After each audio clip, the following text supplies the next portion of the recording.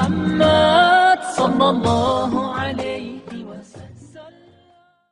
سلطان شہاب الدین غوری رحمۃ اللہ علیہ۔ سلطان شہاب الدین غوری رحمۃ اللہ علیہ کا اصل نام معز الدین محمد غوری تھا۔ ان کی ولادت 532 ہجری کو افغانستان میں ہرات اور غزنہ کے درمیانی علاقے غور میں ہوئی۔ ان کے والد کا نام بہاؤالدین تھا۔ سلطان محمد غوری کے آباء و اجداد نے سیدنا علی المرتضی کرم اللہ وجہ الکریم کے زمانہ خلافت میں اسلام قبول کیا۔ سلطان شہاب الدین محمد غوری رحمۃ اللہ علیہ 567 ہجری کو غزنی کے حاکم بنے۔ وہ درہ گومل سے ہندوستان میں اس وقت داخل ہوئے جب ملتان اور اچ شریف کے علاقے اسماعیلی فرقے کا گڑھ بن چکے تھے۔ سلطان شہاب الدین غوری نے ان کی سرکوبی کر کے ملتان اور اچ کے علاقے فتح کیے اور سلطنت کی حدود بحیرہ عرب تک پھیلا دی۔